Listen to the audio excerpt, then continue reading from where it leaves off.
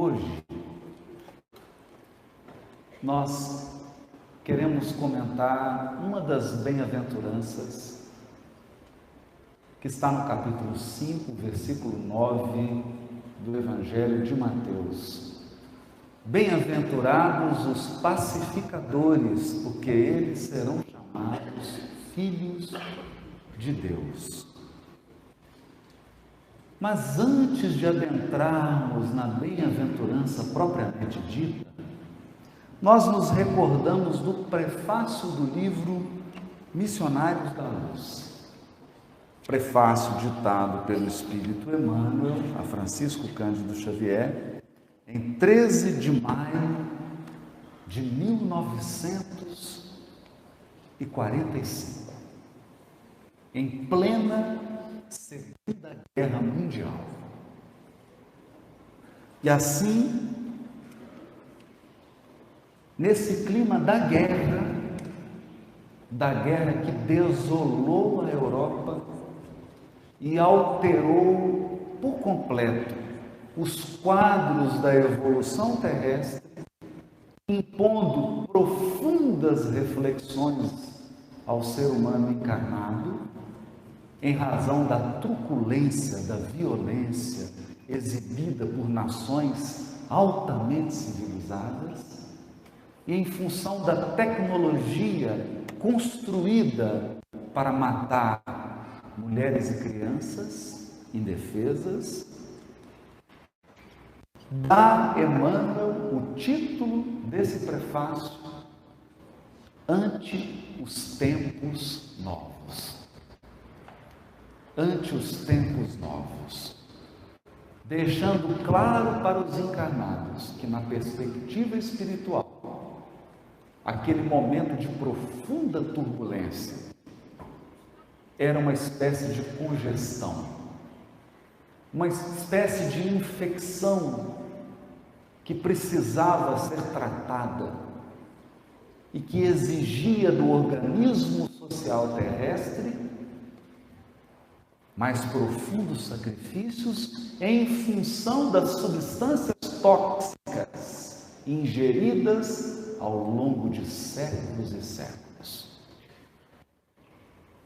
Séculos de ilusão, até porque a religião havia falhado de maneira grave na condução espiritual do homem terreno.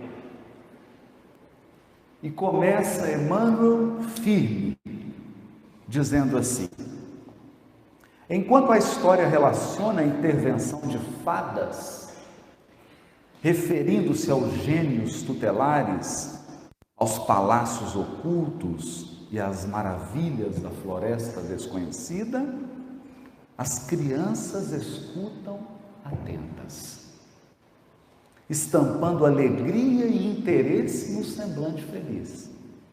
Todavia, quando o narrador modifica a palavra, fixando-as nas realidades educativas, retrai-se a mente infantil, contrafeita, cansada. Não compreende a promessa da vida futura com os seus trabalhos e responsabilidades. Todos adoram ouvir historinhas de contos de fadas. Todos que se acercam da religião e da espiritualidade querem ouvir palavras de: há um espírito protegendo você, há um portal de luz te envolvendo para que nada de ruim te aconteça. Há energias benéficas descendo sobre o seu lar, sobre a sua família, sobre o seu corpo físico, para que você não tenha nenhum aborrecimento. Para que a sua caminhada na terra seja como numa estrada verdejante, banhada de sol, ao sopro de uma brisa fresca. Sem nenhuma preocupação, sem nenhum trabalho, sem nenhum aborrecimento, sem nenhuma decepção, Em suma, sem nenhuma dor. Basta que um expositor, um orador, um médium ou um líder religioso mantenha o seu discurso nesse nível dos contos de fadas e ele sempre terá uma plateia muito numerosa, repleta. Porque a mente infantil busca proteção. A mente infantil anseia pelo carinho materno, pelo aconchego de mãe. A mente infantil deseja manter o seu ambiente de criança eternamente. E até nas músicas folclóricas e populares, nós cantamos a infância com uma certa nostalgia de quem gostaria de voltar atrás e viver uma época maravilhosa em que não se tinha preocupação. Eu me lembro, há pouco tempo atrás, meu filho virou para mim e falou assim: pai, hoje é que dia? Eu falei: quarta-feira. Ele falou: quarta é depois ou antes da quinta? Falei: que época boa, né? Você perde a noção de dia. Tudo sob a proteção e o amparo. Os corações ainda tenros amam o sonho, aguardam heroísmo fácil, estimam o menor esforço, não entendem de pronto o labor divino da perfeição eterna. E por isso afastam-se do ensinamento real, admirados, espantadiços. A vida, porém, espera-os com as suas leis imutáveis e revela-lhes a verdade gradativamente, sem ruídos espetaculares, com serenidade de mãe. Olha isso. Serenidade de mãe. Porque a verdade divina não fere, não agride, ela se revela gradativa e adaptada à capacidade de percepção do espírito em evolução. Enquanto os espíritos sábios e benevolentes trazem a visão celeste, alargando o campo das esperanças humanas, todos os companheiros encarnados nos ouvem, estáticos, venturosos. É a consolação sublime, o conforto desejado.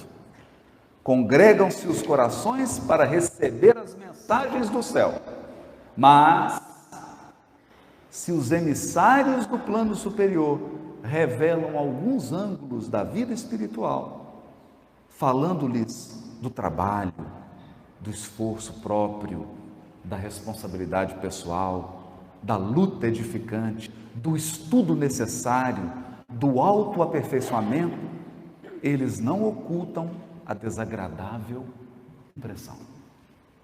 Contrariamente às suposições da primeira hora, não enxergam o céu de facilidades, nem a região dos favores, não divisam acontecimentos milagrosos, nem observam a beatitude repousante. Ao invés do paraíso próximo, sentem-se nas vizinhanças de uma oficina incansável.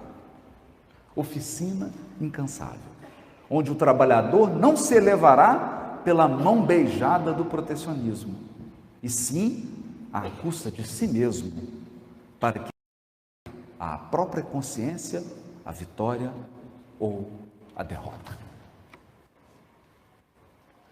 É uma mensagem firme, dada num momento turbulento. E se viemos aqui hoje falar de paz, e dos pacificadores. Por que escolhemos essa mensagem? Porque, guardadas as devidas proporções, também no Brasil e no mundo, vivemos um tempo turbulento. De muita turbulência. Turbulência na economia, turbulência na política, turbulência nas leis, na aplicação das leis, nos costumes sociais, nas práticas, e muitas pessoas têm se desesperado. Muitas. Aquelas que não possuem o lume da fé, ou aqueles corações que não edificaram um conjunto de conceitos espirituais que possam trazer-lhes segurança e firmeza nas suas decisões, sentem-se como um barco à deriva, vítimas de uma tempestade caprichosa. Sentem que as suas vidas estão abandonadas ao acaso, porque construíram uma vida baseada na crença de que a morte é o fim de tudo e a única coisa que importa é garantir o conforto do corpo físico e o acúmulo de bens materiais. Esses vivem momentos de muita angústia. Tanto é assim que nunca antes na história humana o suicídio alcançou índices tão alarmantes. Nunca antes o consumo de antidepressivo foi tão alto. Numerosas pessoas, quase todas as famílias possuem alguém, um membro, um ente querido, que não é capaz mais de adormecer sem o auxílio de medicamentos. Isso revela, por trás de uma abundância tecnológica, por trás de uma abundância financeira em alguns locais, uma profunda angústia interior, uma falta de norte, de bússola. Estamos perdidos. Ao lado desses, os religiosos. Corações que se entregaram à experiência religiosa exterior. São ótimos ritualistas. Frequentam as reuniões, cumprem as etiquetas sociais da sua religião, frequentam o templo, a casa espírita, a igreja, nos dias determinados e combinados. Leem os livros indicados, mas enxergam no trabalho religioso apenas mais um sistema de convenção social, uma espécie de clube, onde desfilam, conversam, confraternizam, mas muito pouco edificam por dentro. Essa religiosidade exterior é como uma fina película de ouro. É preciosa, porque já representa um passo. Deve ser valorizada, porque significa já um esforço da alma na sua ascensão espiritual, mas ela não resiste ao toque da mais leve dor. O mínimo aborrecimento, a menor das contrariedades, a menor das quedas é capaz de destruir essa fina camada de ouro e revelar um coração revoltado, agressivo, egoísta e caprichoso. Um coração que pretende barganhar com Deus facilidades ao preço de devoção. Eu adoro para que Deus me proteja. Eu oro para que o mal aconteça a todos, menos a mim e a minha família.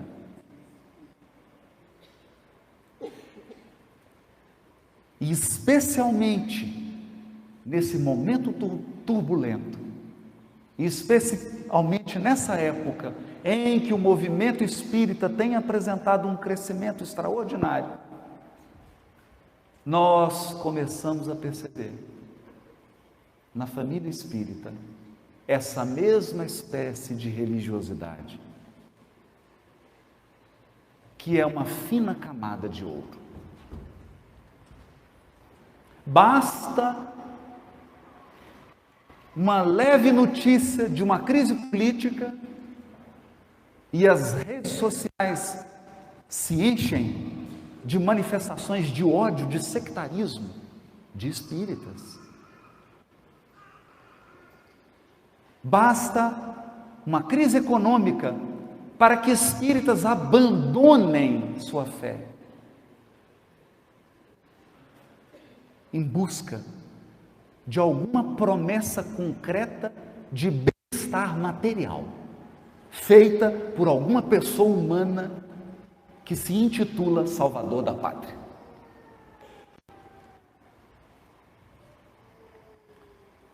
No momento em que a dor penetra o lar espírita,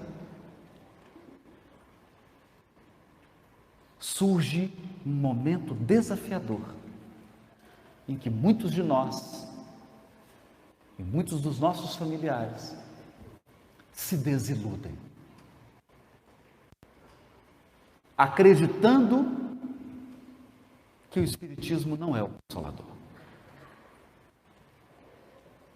E que talvez ele seja um conjunto de promessas fantasiosas. Que as orientações do mundo espiritual talvez sejam um simples analgésico.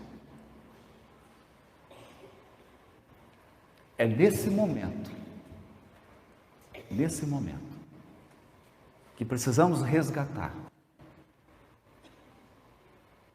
esse prefácio do livro Missionários da Luz e a Bem-aventurança dos Pacificadores. Antes de falar de bem-aventurados os pacificadores, é importante falar de bem-aventurados os brandos, ou os pacíficos, os mansos, a mansuetude, que está no versículo 5, do mesmo capítulo 5 de Mateus. Duas bem-aventuranças. Bem-aventurados os mansos, os brandos, pacíficos, capítulo 5, versículo 5, e bem-aventurados os pacificadores. Acontece que a medalha, o troféu, há de ser proporcional ao esforço.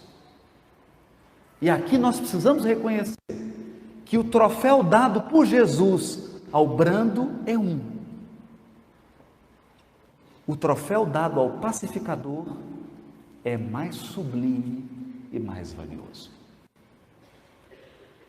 Diz assim Jesus: bem-aventurados os pacíficos, os brandos, porque eles herdarão a terra. Todas as religiões, seitas e crenças espirituais do orbe falam de uma nova terra. Falam de um mundo regenerado. Um mundo que será habitado pelos brandos, pelos honestos, pelas pessoas que possuem doçura e afabilidade, pessoas agradáveis, pessoas amorosas, respeitosas, espíritos que já conseguiram alijar, retirar de si mesmos a velhacaria. Velhacaria é uma expressão do Livro dos Espíritos, na tradução em português. Para que o Richard entenda, é o espertinho, o esperto, não é? Que nós costumamos chamar de bem-sucedido. Não é? O bem, não, fulano é bem-sucedido. Então, no mundo vindouro, no mundo novo prometido por todas as religiões, quem herda, o habitante, aquele que tem o passaporte para entrar nesse mundo, é brando. É alguém que tem brandura. Brandura.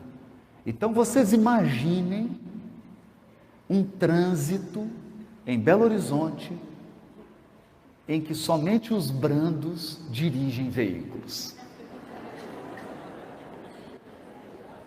Somente as pessoas brandas.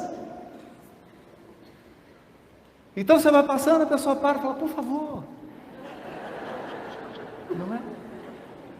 Você dá a seta e a pessoa dá uma diminuída na velocidade para você entrar. Ela não acelera. Não é? Todo mundo espera o sinal abrir. Respeita o que fechou. Não é? E se você fizer alguma coisa errada, a pessoa abre o vidro, olha para você e fala, acontece. Todo mundo erra. Errar é humano. Não é? Eu me recordo que, dirigindo ali na Rádio Agabaglia, dei uma seta, entrei e a pessoa fechou. Quando ela fechou, eu acessei os arquivos do meu passado espiritual. Então eu baixei o vidro e me preparei para que aquela multidão de pessoas que vive em mim, a legião, que na verdade somos muitos, pudesse ter voz. E aí meu filho, que filho é um fiscal, olhou para mim e disse, você vai xingar?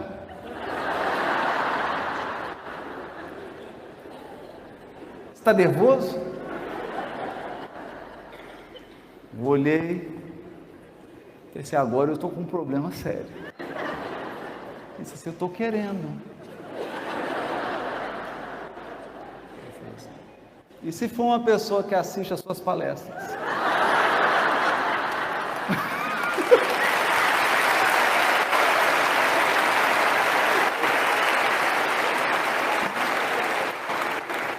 Aí eu disse para ele, aí eu estou desmoralizado. Não é? Você abaixa o vidro, xinga, a pessoa fala, nossa, eu assisto você no YouTube. Não é? Então, no mundo futuro, no mundo regenerado, a nossa percepção do outro não é de um estranho, é de um irmão. A nossa percepção do outro é amorosa e fraterna. E por isso, os brandos herdarão e serão os donos da terra. Não haverá malandragem, enganação, estelionato. Não. Porque as pessoas serão transparentes, amorosas, doces, afáveis. Esse é um valor do mundo espiritual superior, mas não é um valor da terra. O valor da terra ainda é da força e da violência. É tanto que você deixa a arma mais forte para o final. Então você chega no guichê e fala, por favor, senhor, não me deixaram embarcar, disseram que eu perdi o voo. Então você vem educado, né? Então assim, por gentileza, né? O que você pode fazer aí? Ele falou assim, eu não posso fazer nada. Você não está entendendo? Quer dizer, aí você já aumentou, faz, ó, por quê? A gente faz isso porque a gente acha que brandura é fraqueza. Então a brandura é a entrada, é a saladinha que você serve antes, não é o prato principal.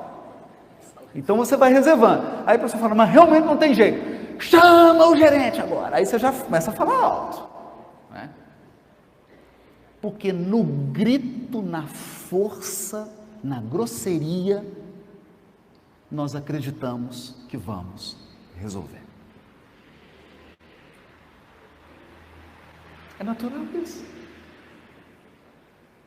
Nós somos espíritos que acreditam no poder da violência, da força. Porque a força e a violência resolvem a curto prazo. A curto prazo. É claro, porque quem não obedece por medo? Só se não tiver juízo. Não é? Só se não tiver juízo. Obedece, ou faz, ou age. Mas você não consegue adesão pela violência. E a maioria das coisas valiosas da vida só se constroem com adesão. Se a pessoa não aderir, não acontece. Por quê? Porque as construções valiosas demandam tempo. E ninguém fica com você por muito tempo se não tiver aderido, se não tiver adesão. Se não tiver comprometimento. Não basta envolvimento. Comprometimento. E você só conquista comprometimento, adesão, com afabilidade e doçura, com brandura. Essa é a bem-aventurança dos pacíficos. O pacífico é a pessoa que já não cria problema para Deus. Ele já é parte da solução, ele não é mais o problema. Não é mais o problema. Diante de uma confusão, diante de uma crise, ele sempre ameniza. A sua ação é sempre tranquilizadora, ele se mantém em paz, não se desequilibra, não dá trabalho. Mas, no versículo 9, Jesus vai falar de uma bem-aventurança mais profunda, que exigirá um mais alto grau de domínio pessoal, que exigirá de nós uma evolução espiritual mais refinada. Mas ainda aqui é preciso esclarecer uma expressão idiomática. O hebraico antigo, o hebraico que era falado ao tempo de Jesus e antes da sua vinda, é um hebraico concreto, é uma língua concreta. Ela não possui muitos substantivos abstratos, ela não tem essa maleabilidade que as línguas atuais possuem, que até o próprio hebraico moderno possui. Porque hoje no hebraico moderno você tem até Coca-Cola no vocabulário. Então a língua já se flexibilizou. Mas o hebraico antigo é uma língua que não possui muitos adjetivos. Então adivinhe,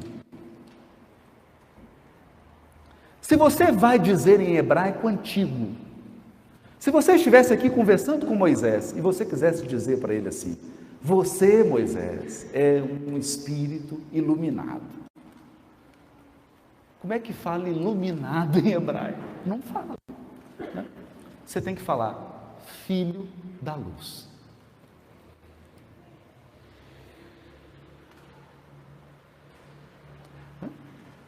Mas não é claro isso? Olha só. Você está olhando uma ovelha. A ovelha tem um filhotinho. Filhote de ovelha não é camelo, né? Filhote de vaca é bezerro ou novilha. Então, o filho da luz é o iluminado. Filho da sabedoria é o sábio. E filho de Deus Filho de Deus, é o Espírito imortal que alcançou seus potenciais divinos. É o ser divino. Vós sois deuses, com D minúsculo. Bem-aventurados os pacificadores, porque eles serão chamados filhos de Deus. O pacificador é alguém que já exprime o caráter do próprio Deus.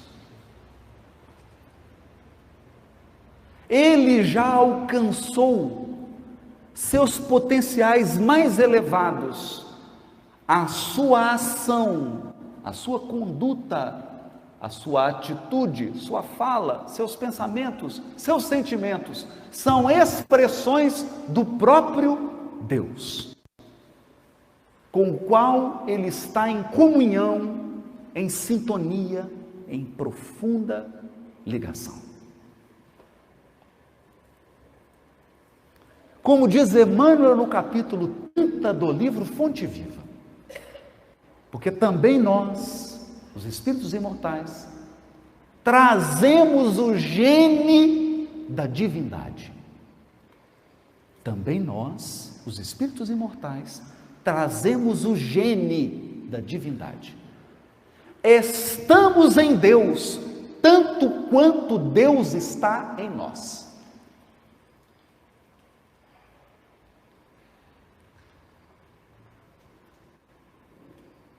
Então, certa vez eu presenciei uma evangelizadora da infância e a criancinha perguntou assim: tia, por que nós vamos ser felizes? Nós estamos destinados a sermos felizes. Por que nós vamos ser bons? E a evangelizadora respondeu: hereditariedade. É problema genético. Hereditariedade. Você foi criado por Deus e traz os genes de Deus no seu psiquismo espiritual. É hereditário. Você vai ser bom. Você vai ser puro. Mas eu não quero. Não é opcional. Então você vai ser bom contrariado. Você vai vencer a maledicência contrariado. Mas eu queria tanto continuar sendo maledicente. Não vai ter jeito. Você vai se aperfeiçoar, porque é genético.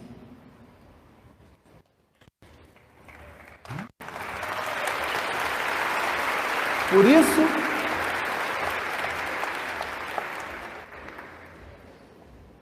o título da mensagem do capítulo 30 do livro Fonte Viva é Educa. Educa e transformarás a animalidade em inteligência, a inteligência em humanidade e a humanidade em angelitude. Então esse é um processo educativo que, como dizia Sócrates, o processo educacional verdadeiro é o que revela o seu padrão genético espiritual. É aquele que permite que você expresse a divindade, as características divinas que estão grafadas em nós. O pacificador é alguém que atingiu esse potencial e é capaz de expressá-lo. Então eu vou dizer aqui de alguns exemplos de pacificadores. Pacificadores. A primeira ideia que nós temos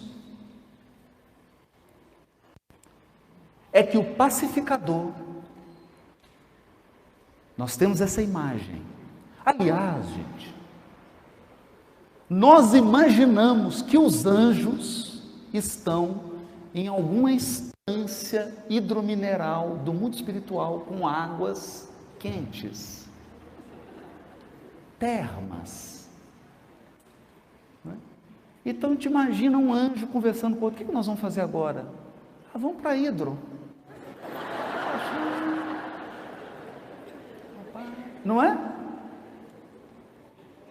Aí um olha para o outro: você já percebeu como é que esse pássaro está cantando alto hoje? Então, essa é a nossa imagem de angelitude e de espírito puro. Acontece que os anjos estão sempre onde há guerra.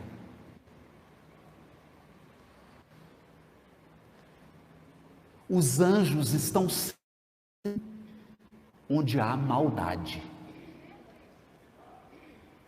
Sobretudo quando há truculência, quando há excesso de violência, é ali que tem a maior concentração de espíritos puros. Por quê? Porque eles são a brigada de incêndio. A brigada de incêndio da providência divina são os pacificadores.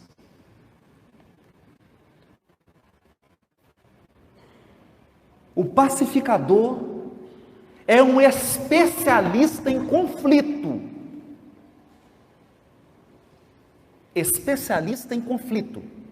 Então, quando a fofoca aumenta muito, quando a intriga cresce demais, quando as pessoas começam a se desrespeitar, a se violentarem, os pacificadores são acionados.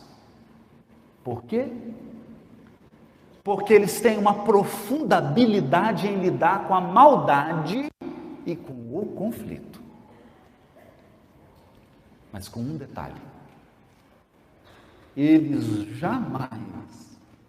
jamais se utilizam de instrumentos do mal. Então eu vou começar aqui com alguns exemplos concretos. 1984, e o mundo concedeu o Prêmio Nobel da Paz ao bispo sul-africano Desmond Tutu. Aquele que representou a autoridade religiosa, o verdadeiro espírito do cristão, o verdadeiro espírito franciscano, podemos dizer, da pacificação, em função de um trabalho exercido em uma das épocas mais pavorosas da história da África do Sul, que foi a do regime do apartheid. Certa feita, Desmond Tutu convocou uma manifestação. Uma manifestação, não como as que acontecem no Brasil. Uma manifestação que levou dezenas de milhares de pessoas para a praça principal de Joanesburgo.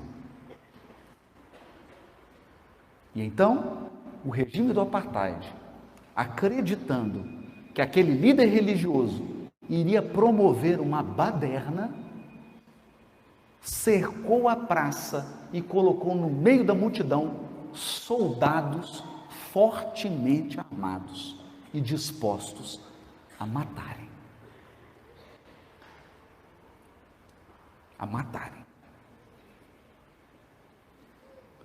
Desmond Tutu sobe ao púlpito improvisado e diz assim: se alguém aqui veio em busca de violência, se retire.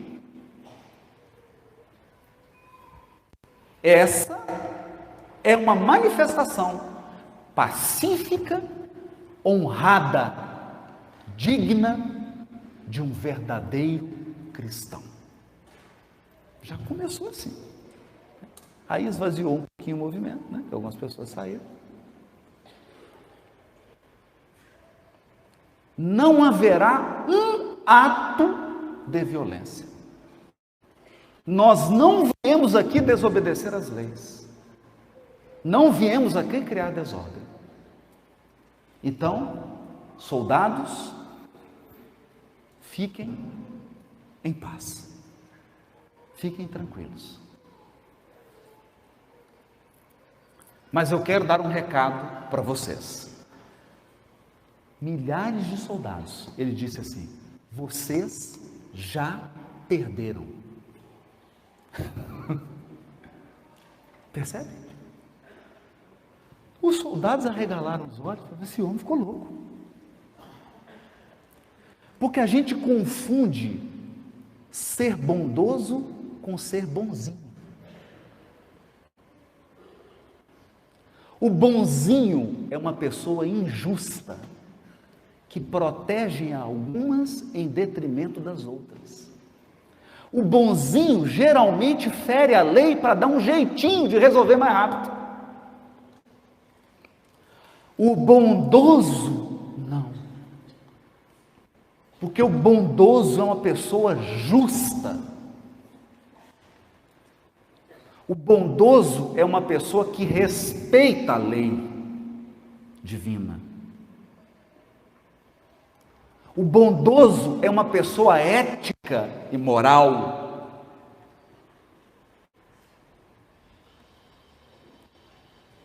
E quando nós falamos do bondoso, nós estamos entrando no universo do pacificador. Então, Desmond Tutu não era bonzinho. Ele era bondoso. Então ele disse para os soldados: vocês já perderam. O regime de vocês já caiu. É só uma questão de tempo. Não tema a mim, nem aos manifestantes. Vocês já perderam. E eu vou dizer a razão. O que mais me impressiona na fala de Desmond Tutu é que ele é um bispo anglicano. Ele nunca foi a uma reunião mediúnica.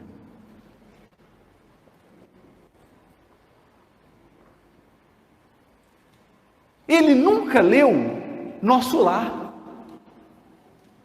Missionários da Luz. Ele não sabe o que é desencarnar, como que é o processo. Ele não sabe agora encarnado, né? Está na memória espiritual dele, mas não sabe. Não fala isso na igreja anglicana. Mas no movimento espírita a gente fala. A gente fala. Nós conhecemos essa realidade. Nós sabemos que o mundo espiritual é prioritário. Ele vem antes do mundo material. Então, olha o que Desmond Tutu disse aos soldados. Eu vou dizer por que vocês já perderam. Sabe por quê? Porque o universo é moral.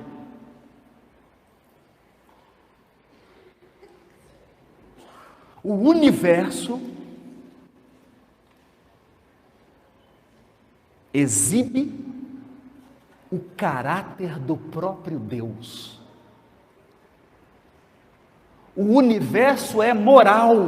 Há uma lei moral regendo o universo. Gente, quem falou isso foi um bispo anglicano. E o governo de vocês é um governo imoral.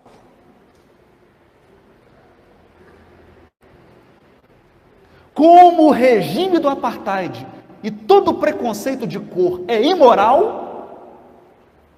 imoral, vocês já caíram, vocês já perderam, porque ninguém vence a Deus.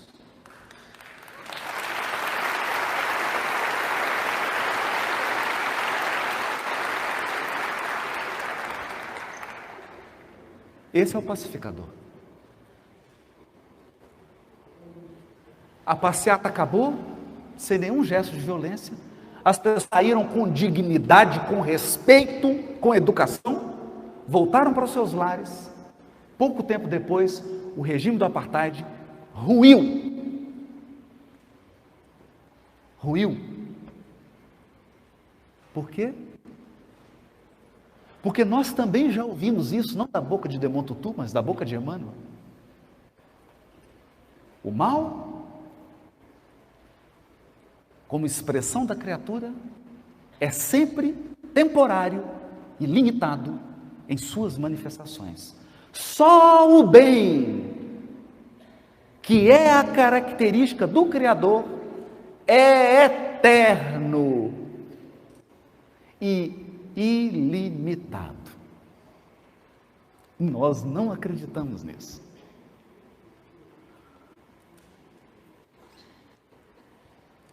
Não acreditamos. Então tem dias que eu estou no meu trabalho, ou que eu estou vendo alguma coisa, que eu fico assim, falando, não vai ter jeito. Nós não vamos sair de expiação e prova nunca. Aí eu olho no espelho e me pergunto, cadê a tua fé raciocinada?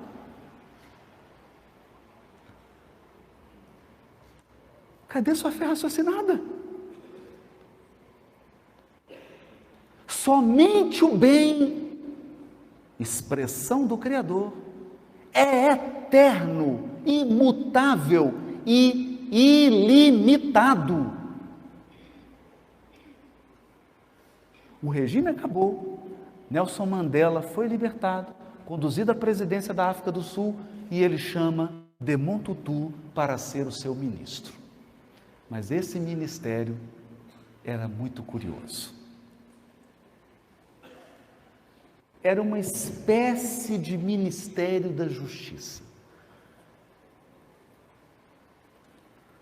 Esse ministério, eu estou usando a palavra ministério só para a gente entender, né? Fazendo uma analogia, porque chamava-se Comissão da Verdade e da Reconciliação. Comissão da Verdade e da Reconciliação.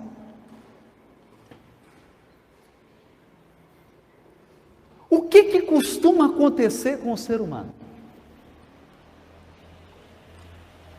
Com o ser humano costuma acontecer o seguinte: você tem um chefe, aí o chefe tem uns problemas de nervo, assim, uns probleminhas, ele xinga, é arbitrário, e aí você fala, esse chefe, todo mundo reclama, aí você vira chefe. Aí o que acontece? Você faz igualzinho ao seu chefe. Então o que aconteceu?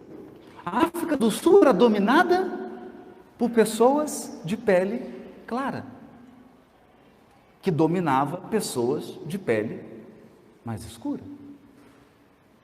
Agora, as pessoas de pele escura estavam no poder.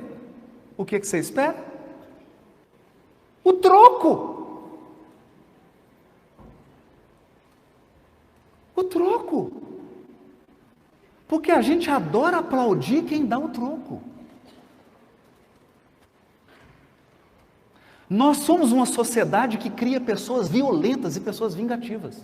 Então a criança chega e fala, o que foi, filho? Está vermelhinho aqui, tomei um tapa. Mas deu outro, né? Mas deu outro. Mas deu outro. Entendem? Mas aí é ingênuo. É ingênuo, né? Uai, filho, você está de raspão, tomou um tiro, mas dei outro, pai.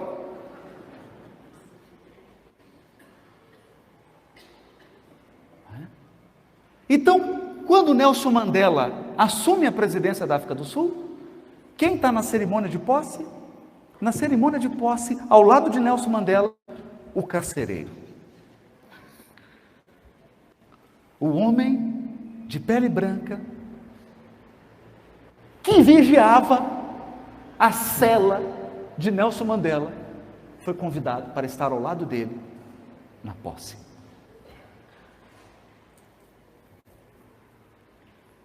Desmond Tutu assume o ministério, Comissão da Verdade e da Conciliação, ou Reconciliação. E começa dizendo assim, no seu discurso de posse: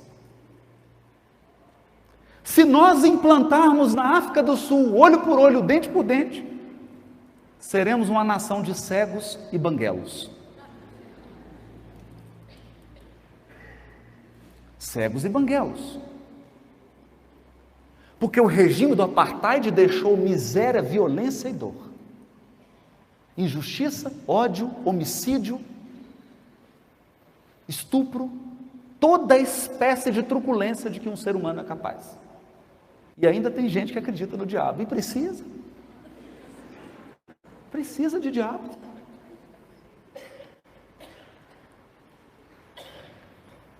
Agora vai repetir a mesma coisa. Vai repetir a mesma coisa. Praticar assassinatos, mortes, estupros, espoliações. Então Desmond Tutu diz assim: nós investigaremos toda a verdade. Toda a verdade.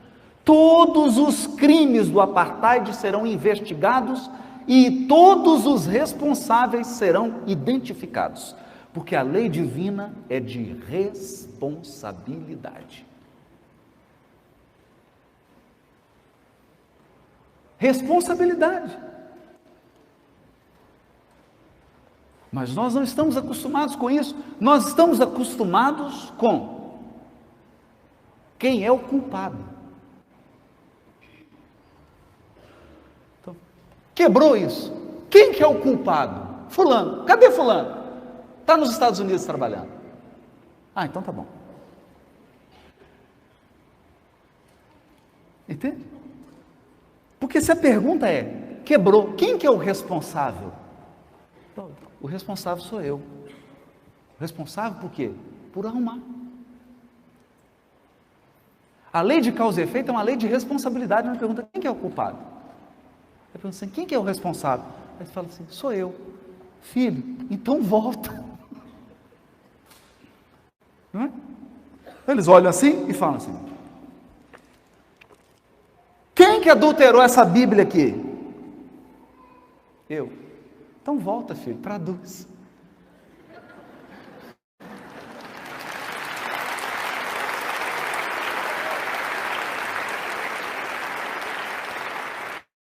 Outra. Corrige. Não é você que é o responsável, filho? Não é você que é o responsável? Então corrige.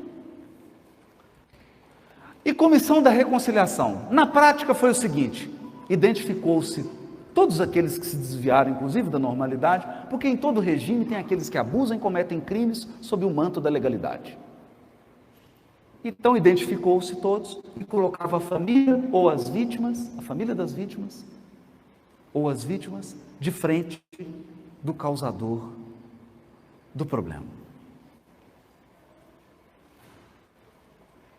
Reparavam no que era possível os danos causados e o agressor era estimulado a pedir perdão à vítima ou à família das vítimas.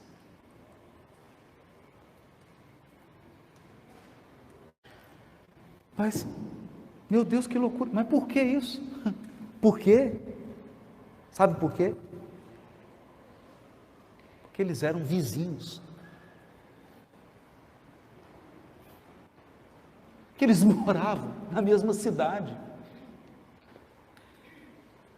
no mesmo bairro.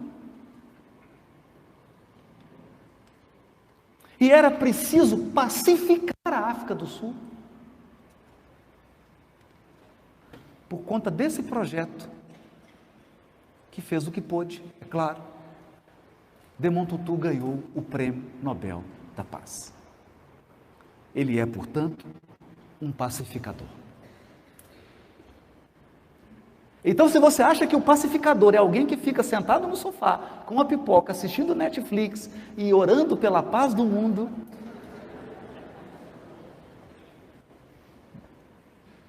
cuidado. O pacificador está dentro dos presídios.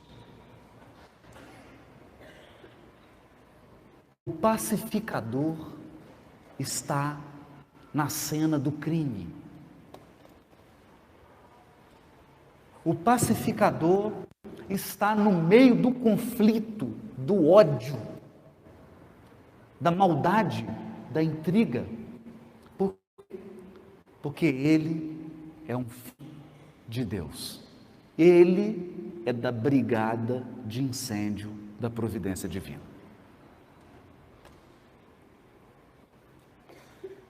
Agora eu vou para a Índia. Esse todo mundo conhece. Porque perguntaram para ele: Gandhi, qual que é o caminho para a paz? Ele disse: não tem, a paz é o caminho. A paz é o caminho. Mas eu me recordo do dia em que Mahatma Gandhi estava caminhando pelas ruas e um soldado o abordou, sabendo que ele era Gandhi, aproximou-se dele, um soco no rosto de Gandhi. Gandhi caiu no chão,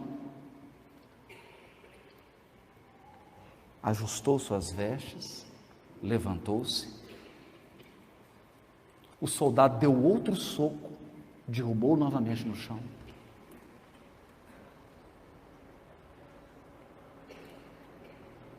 Nesse momento, já uma aglomeração começa a se formar, preparada para retribuir violência com violência. Gandhi se ajeita, pede a todos que se acalmem, e ele, um hindu, responde ao soldado que lhe pergunta. O soldado que o deu 2 socos, um brutamontes, covarde, pergunta: quem te ensinou a ser um covarde? Sabe o que Gandhi respondeu? Esse homem que você traz no crucifixo pendurado no seu pescoço.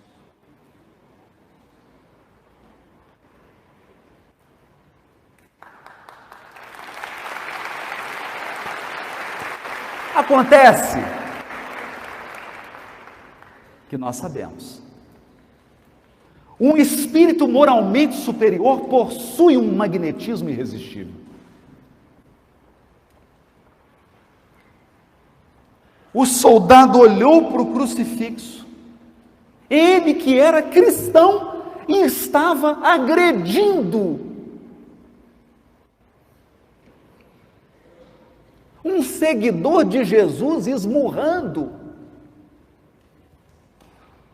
e começou a chorar.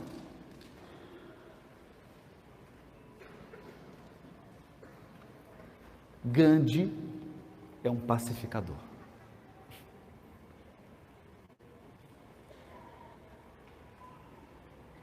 É um pacificador, a ponto dele dizer: se apenas um homem reunir em si mesmo um tão elevado e alto potencial de amor, ele é capaz de modificar uma multidão.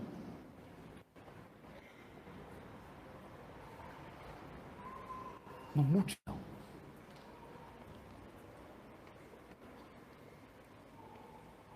Pacificador. Não é alguém, o pacificador está no meio da guerra.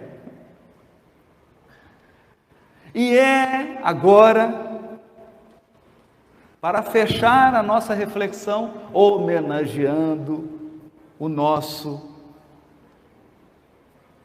habitante ilustre de Pedro Leopoldo, Chico Xavier, em plena Segunda Guerra Mundial, quando todos se desesperavam, quando todos se alarmavam, ele psicografava missionários da luz.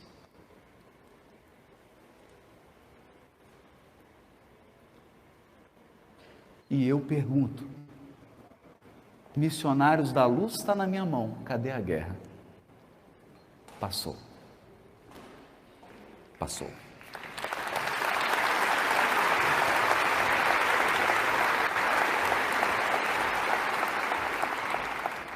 Por quê? Porque no livro Palavra de Vida Eterna, Palavras de Vida Eterna, capítulo 70, há uma mensagem, também psicografada por Chico, ditada pelo Espírito Emmanuel, intitulada Pacifica Sempre. Pacifica sempre. Por muitas sejam as dores que te aflijam a alma, acerena-te na oração e pacifica os quadros da própria luta. Olha. Então, você não será retirado dos quadros da luta terrena. Você não será colocado numa redoma de vidro onde nenhuma maledicência, nenhuma acusação, nenhuma fofoca, nenhuma maldade possam te atingir. Não. Você vai asserenar o próprio coração e irá pacificar os quadros da tua própria luta. Se alguém te fere, pacifica, desculpando. Se alguém te calunia, pacifica, servindo. Se alguém te menospreza, pacifica, entendendo. Se alguém te irrita, pacifica, silenciando. Porque os filhos da maldade e os filhos da guerra são criaturas humanas que ferem, caluniam, prezam e irritam os outros. Mas os pacificadores, criaturas humanas que desculpam, servem, entendem e silenciam. Silenciam. O perdão e o trabalho, a compreensão e a humildade são as vozes inarticuladas da tua própria defesa. E aqui eu vou dizer uma coisa. Isso aqui é mais forte que o escudo do Capitão América.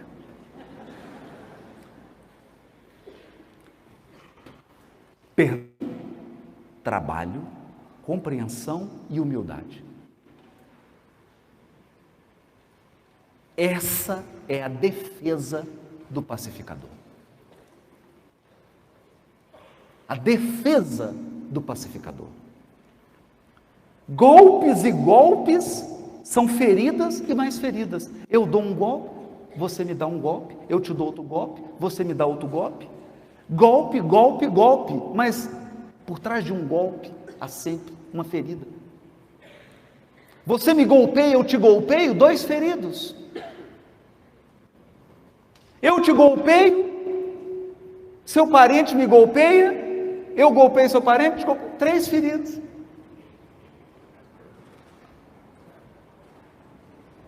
Olha isso. Golpes e golpes são feridas e mais feridas. Violência com violência somam loucura. Loucura. Loucura. Eu já atendi um pai de família, ele chegou chorando. Chorando. Interrogatório. Eu disse, o senhor quer tomar uma água? O que aconteceu? Doutor, eu tenho 30 anos de casamento. Meus filhos são formados. Eu estava no trânsito, começou com a discussão, eu peguei o revólver, dei um tiro no meio do peito. Eu nunca quis matar. Eu nunca quis matar. Mas, que vontade dá, né? Você está no trânsito, não dá vontade? Você começa a brigar, daqui a pouco você quer dar um tiro. Que loucura! Isso é loucura, gente. É loucura. Por isso que nós estamos em plena transição planetária. Porque violência com violência, qual que é a soma? Loucura. Loucura.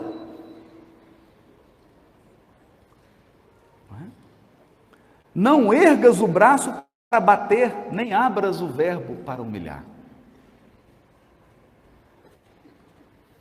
diante de toda perturbação, cala e espera, ajudando sempre. Cala, espera, ajudando sempre.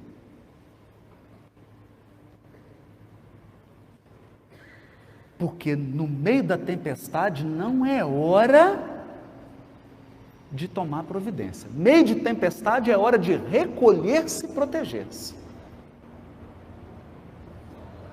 Eu não estou falando de chuvinha, eu estou falando de furacão, de tempestade. O que você faz numa tempestade? Vai tomar providência? Não, você vai esconder.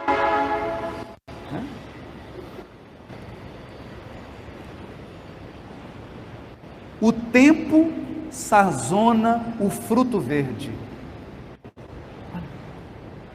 O tempo amadurece o fruto verde.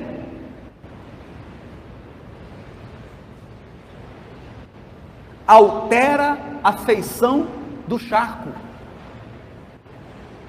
Amolece o rochedo e cobre o ramo quebrado de novas flores.